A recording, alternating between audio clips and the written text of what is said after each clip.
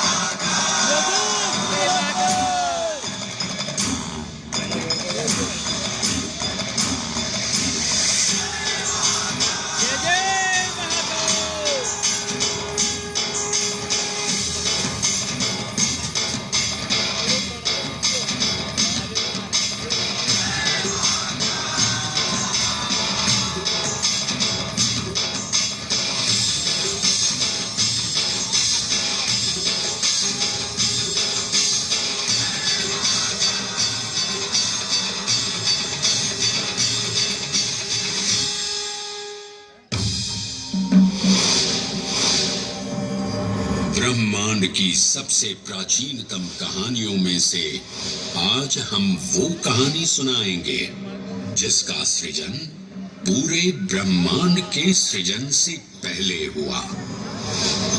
तब न देव थे, न असुर, न जीव था, न जंतु, न जल था, न अग्नि, न वायु, न भूमि। समष्टि के शून्य में विराजती एक शक्ति, कालातीत और कालों के नियंता।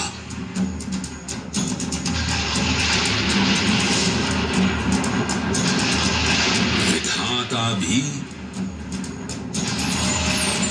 और विध्वंसक भी, अखंड, अचल, अविनाशी।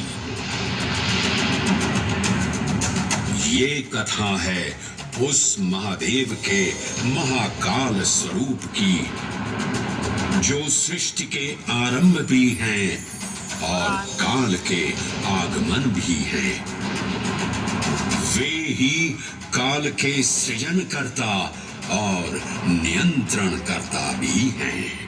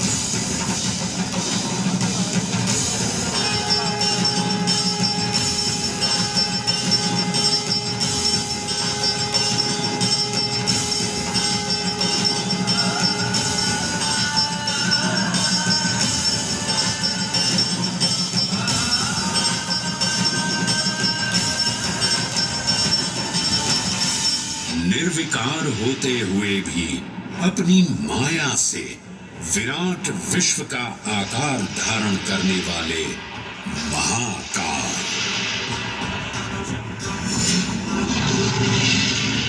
मेरुगिरी को धनुष और भगवान विष्णु को बाण बना दैत्यों के 3 पुरों का नाश करने वाले महाकाल।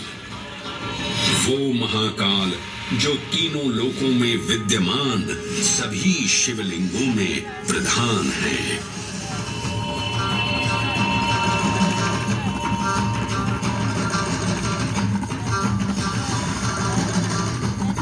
वो महाकाल जिनके त्रिशूल की तीनों नोकों से काम, क्रोध और लोभ पर नियंत्रण होता है। जिनके मस्तिष्क पर चंद्र शीतलता का प्रतीक है और जिनकी सवारी नंदी के 4 चरण सत्य, दया, दान और तप का चिन्ह है।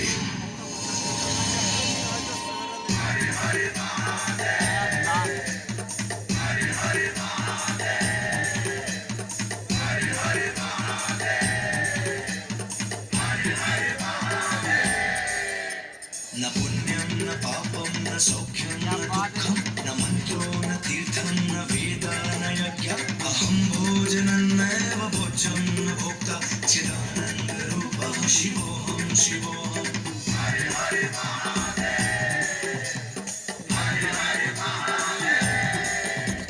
अहं निर्विकल्पो निराकाररूपो विभुत्वान् च सर्वत्र सर्वेन्द्रियाणां न चासङ्गतं नैव मुक्तिर्न मे चिदानन्दरूपः शिवोऽहं शिवोऽहं चिदानन्दरूपः शिवोऽहं शिवोऽहं चिदानन्दरूपः शिवोऽहं शिवोऽहं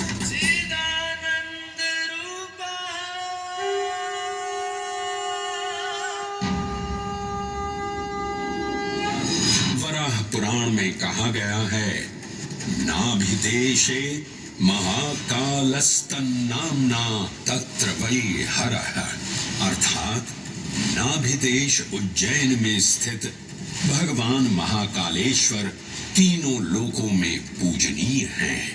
आकाशे तारकामलिंगम पाताले हाटकेश्वरम मृत्युलोके महाकालम सर्वलिंगम नमोस्तुते।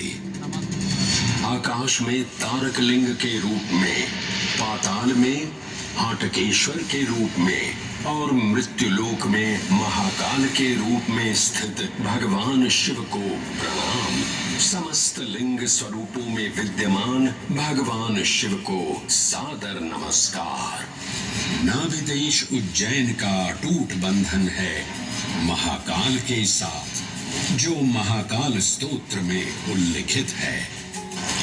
उज्जयिन्यां महाकालम महाकालेश्वरम हरम महाकालम महायोगिनम नमामि पार्वती पतिम। तो चलिए मैं आपको कथा सुनाता हूँ इसी महान उज्जैन नगर की। उज्जैन, जिसे संस्कृत साहित्य में अवंतिका, विशाला, कुशस्थली, पद्मावती, कनकश्रृंगा, स्वर्णश्रृंगा, प्रतिकल्पा, कुमुदवती और अमरावती के नाम से पुकारा गया। उज्जैन, जो मनुष्य को मोक्ष प्रदान करने वाली 7 नगरियों में से एक है। उज्जैन, जहां 84 महादेव का आशीर्वाद प्राप्त है। उज्जैन, जिस पर सदा ही कृपा रहती है महाकाल की। यहाँ सतत क्षिप्रा नदी की निर्मल धारा बहती है। डमरू के नाद से जीवन को ऊर्जा मिलती है। घंटियों की झंकार मन को आनंदित करती है। और यहाँ का आकाश शिव आशीष स्वरूप है। श्मशान ऊषर क्षेत्र पीठम तु मनमेव च पंचकत्र न लभ्यते महाकाल पुरद्दते। अर्थात यहाँ पर श्मशान, ऊषर यानी अनुपजाऊ भूमि, क्षेत्र अर्थात पवित्र भूमि, पीठ यानी शक्ति स्थान और मन अर्थात आध्यात्मिक शांति का स्थल, पांचों एक ही स्थान पर उपलब्ध हैं। ये संयोग महाकाल की नगरी उज्जैन की महिमा को और गरिमामय बना देता है। उज्जैन के इस अलौकिक स्वरूप से प्रभावित हो महाकवि कालिदास अपने काव्य मेघदूत में लिखते हैं, हे जलधर, यदि महाकाल के मंदिर में समय से पहले तुम पहुंच जाओ तो तब तक वहां ठहर जाना जब तक सूर्य आंख से ओझल न हो जाए। शिव की संध्याकालीन आरती के समय नगाड़े जैसी मधुर ध्वनि करते हुए तुम्हें अपने धीर गंभीर गर्जनों का पूरा फल प्राप्त होगा। ये संध्या आरती जिसे कालिदास ने सराहा है अत्यंत महत्वपूर्ण है, क्योंकि ये वो प्रहर है जब सभी देवी देवता गंधर्व यहाँ उपस्थित होते हैं।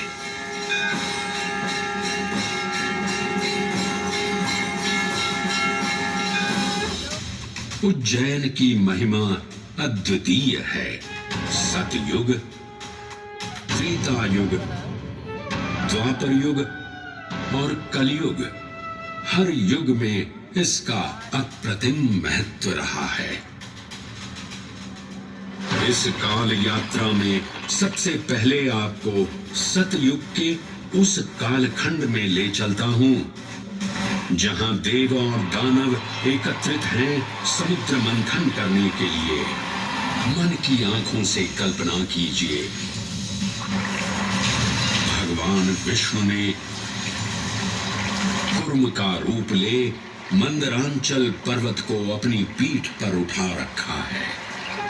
सागर से विकराल लहरें उठ रही हैं, मेघ भयानक गर्जना कर रहे हैं। देव और दानव वासुकी सर्प को नेति बना और मंदार पर्वत को मथनी बना सागर को मथ रहे हैं कि तभी जल का पाप कालकूट विष निकलता है और पूरी सृष्टि को अपने ताप से झुलसाने लगता है। इस भयावह स्थिति ने देवताओं और असुरों के बीच हाहाकार मचा दिया। ये कैसा अनर्थ है? लक्ष्य था अमृतत्व का, पर अब मृत्यु की विकराल छवि हमारी आंखों के समक्ष मंडरा रही है। इस भयंकर संकट से केवल वही उद्धारकर्ता मुक्ति दिला सकते हैं जो समस्त विश्व के परम संरक्षक हैं। तभी सब महादेव की शरण में जाते हैं और पुकार लगाते हैं, ओम नमो भगवते रुद्राय। और फिर तुष्टा महादेव भक्तों की गुहार सुनते हैं, कैलाश से उतरते हैं, विष को अपनी अंजुलि में भर अपने कंठ में धारण करते हैं।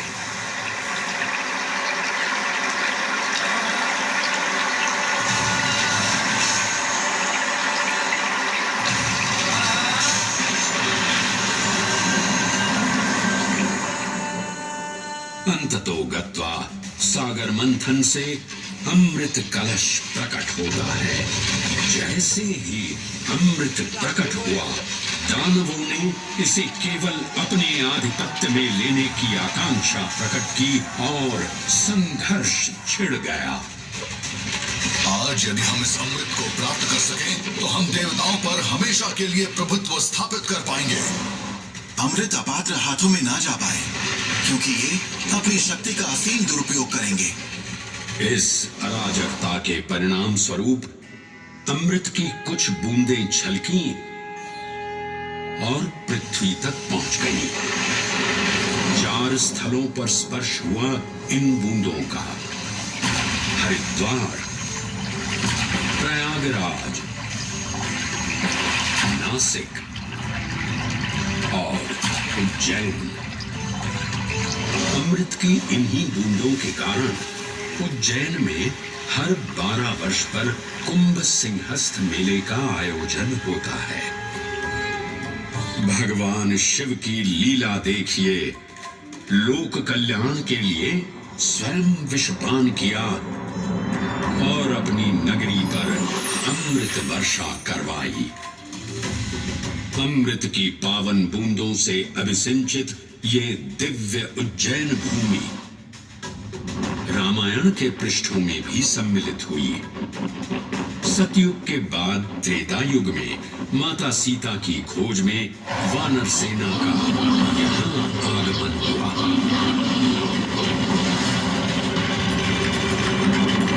समय की इस यात्रा के माध्यम से अब प्रवेश करते हैं वाल्मीकि रामायण के किष्किंधा कांड में। जब वानर राजा सुग्रीव अपने यूथपतियों से सभी प्रमुख स्थानों पर जाने के लिए कहते हैं और उन्हें अवंती नगर यानी उज्जैन जाने का आदेश भी देते हैं। मेखला उत्कल के क्षेत्र, दशर्न के नगर, आभ्रवंती, अवंती और विदर्भ के राज्य, साथ ही माहिष्का के आकर्षक राज्य में भी पूरी तरह से खोजना होगा। एक युग भगवान विष्णु के राम अवतार से संपृक्त और अगला युग उन्हीं के एक और दिव्य अवतार से समरस होना, ये अद्वितीय संगम केवल उज्जैन में ही संभव था। परंतु एक क्षण ठहरिए और ध्यान से सुनिए। ये हैं महाकाल के 1008 दिव्य नाम। हाँ, मैंने काल चक्र को परिवर्तित कर दिया है और अब द्वापर युग का शुभारंभ हो चुका है। विस्मय पूर्ण हो जाएंगे ये जानकर कि महाकाल के इन नामों को स्वयं भगवान श्री कृष्ण ने रचकर पिरोया था। महाकाल सहस्र नामावली की ये अद्भुत रचना उस समय की है जब योगेश्वर कृष्ण, उनके मित्र सुदामा और शेषावतार बलराम ने अवंती नगरी में स्थित सांदीपनी ऋषि के आश्रम में वेद, वेदांत दर्शन और शस्त्र विद्या की शिक्षा ग्रहण की थी। कहते हैं कि भगवान श्री कृष्ण को अवंती ने ऐसा मंत्रमुग्ध कर दिया कि यहाँ 64 दिनों तक रुककर उन्होंने 64 विद्याएं और 14 कलाओं का ज्ञान लिया। उज्जैन का संबंध महाभारत से भी जुड़ा हुआ है। इस महान महाकाव्य के वन पर्व में उल्लेख किया गया है कि महाकालेश्वर मंदिर में स्थित कोटि तीर्थ जल का स्पर्श मात्र करने से अश्वमेध यज्ञ के समान फल प्राप्त होता था। और फिर परिवर्तन की इस अनवरत धारा ने एक नई कहानी लिखी। उज्जैन में उदय हुआ मौर्य वंश का।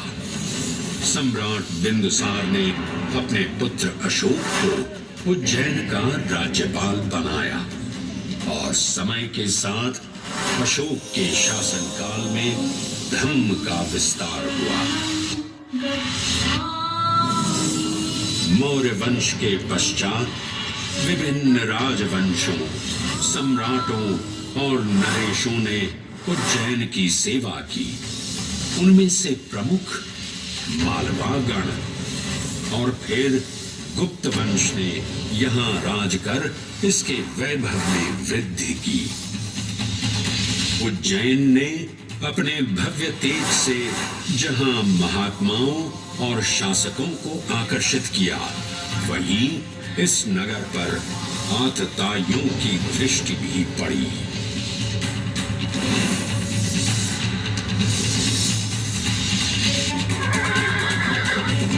शक मध्य एशिया की खानाबदोश जनजाति थी, जिन्होंने उत्तर पश्चिमी और मध्य भारत के कुछ हिस्सों पर आक्रमण कर अपना शासन स्थापित किया।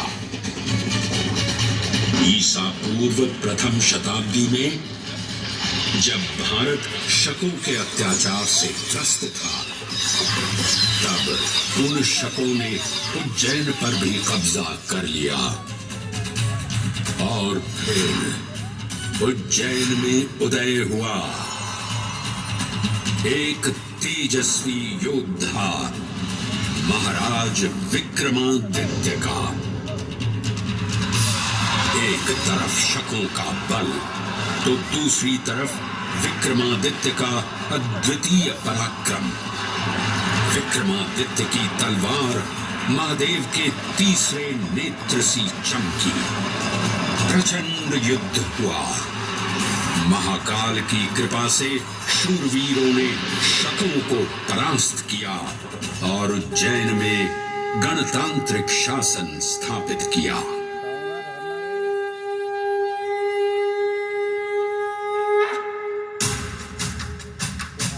इन्हीं महाबली विक्रमादित्य की राज्यसभा महाकाल मंदिर में ही प्रतिष्ठापित थी। आज भी इस मंदिर की घंटियों में विक्रमादित्य की वीरता और शौर्य की प्रतिध्वनि गुंजायमान होती है।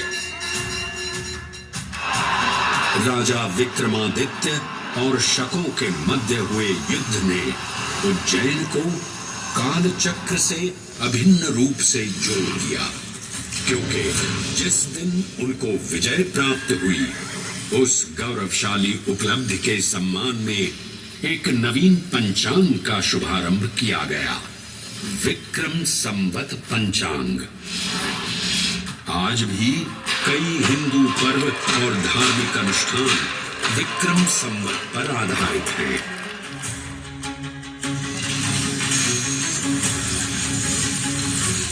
पृथ्वी की भौगोलिक कर्क रेखा इस पावन उज्जैन भूमि से होकर गुजरती है। लगभग 300 वर्ष पूर्व उज्जैन विश्व समय का प्रमुख संदर्भ बिंदु था। यही कारण है कि उज्जैन की वेदशाला में वराहमिहिर, आदित्य दास, ब्रह्मगुप्त, आर्यभट्ट और भास्कराचार्य जैसे महान विद्वान अनुसंधान और अध्ययन में तल्लीन रहते थे। खगोल शास्त्र का केंद्र, महाकालेश्वर का आवास, जगत गुरु कृष्ण की नगरी, विक्रमादित्य का राज।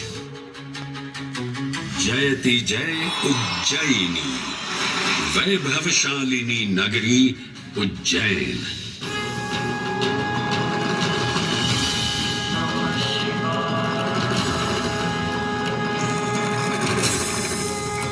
श्वासों को शिव मंत्र से अलंकृत कर, मन को भाव की गंगा से निर्मल कर, जो भी उज्जैन में महादेव की शरण लेता है, उसका कल्याण होना निश्चित है। आज सुनी सबने गाथा महाकाल की, दर्शन जिनके दुर्लभ हैं, नमन करे जिन्हें काल भी, चरण में जिनके है बसा। ये समस्त संसार कभी नहीं देखा होगा धरती पर ऐसा चमत्कार।